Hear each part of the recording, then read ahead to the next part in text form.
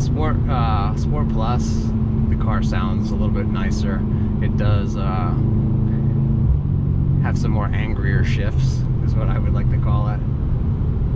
And this car just wakes up when you put your foot in it. So if you were to use the stability control, you can start playing around with you know, getting the rear end to slide a little bit. You could also take advantage of the 9-stage traction control, which this button here on the right hand lower portion of the steering wheel turns into your traction control dial. I have tried it, but I have not practiced drifting around corners, nor do I think that I will. I really want to keep the car in one piece. I do enjoy the occasional, you know, slip of the rear end in a controlled fashion, but I have no reason to put this thing off the road or into a tree.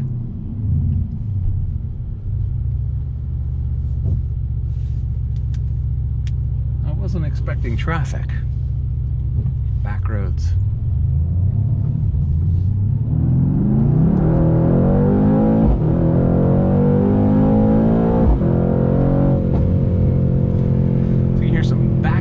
Some pop in there, and we did spin the tires quite a bit actually when we made that right turn, but as you saw, the car stayed straight. It didn't do anything silly. So we'll flip it over to race, only to be used on an enclosed course.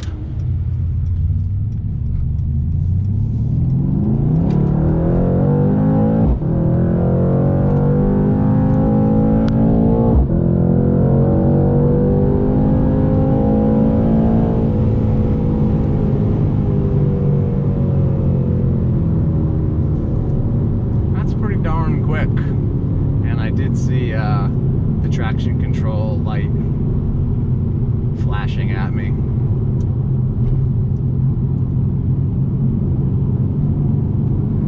Basically telling me that, hey, you have broken all the laws of traction. Hold on for dear life.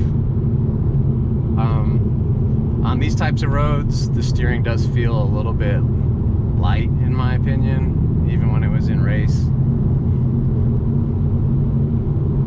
But that's probably because the road sucks. It's very bumpy.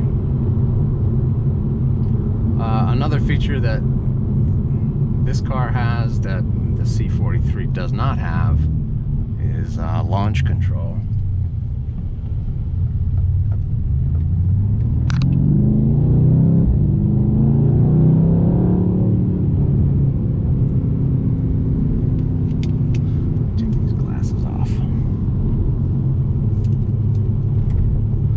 Control is pretty cool. I've done it twice. Maybe we'll have an opportunity to give it a whirl. It's also really easy to use, which I think is the best part. You basically just step on the brake hard and step on the gas, and then you go. So let's do it. So we're stopped. You mash the brake, floor it.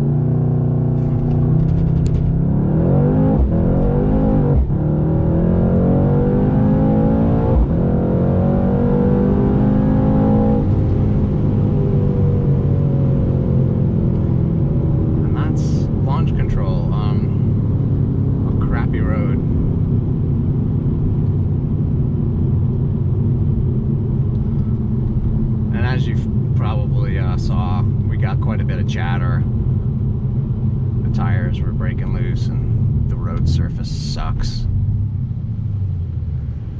So we probably just took all kinds of life off the tires. What are you gonna do?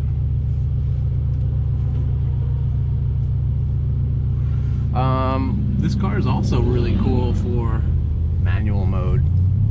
So I set up my individual, so if I just press this button, it goes to manual.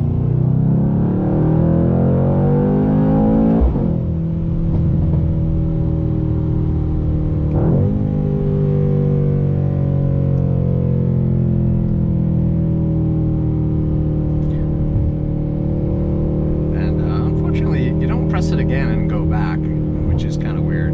You have to turn the dial to something else.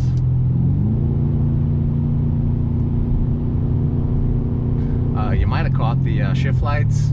They're not progressive, meaning like they come on with you know, a low intensity and get a little more intense as you get closer to needing a shift, which is kind of what I would prefer. They just flash like mad at you when it wants you to shift, which I guess gets your attention, and it's the same in the C43 as well. Luckily, we won't be following these trucks much longer. I think we're gonna make a turn here in a minute.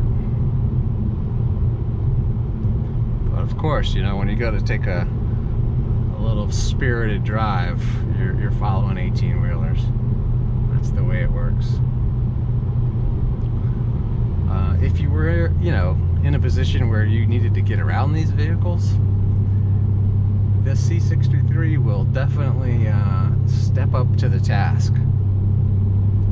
It's no slouch when you downshift it or just put your foot in it. It goes. And it will remind you with that beautiful exhaust note.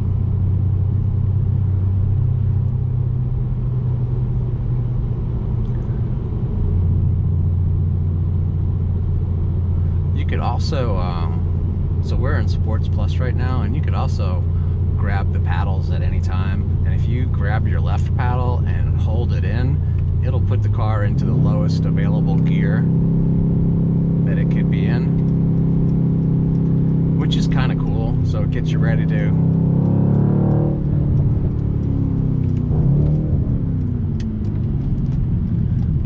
be where you need to be.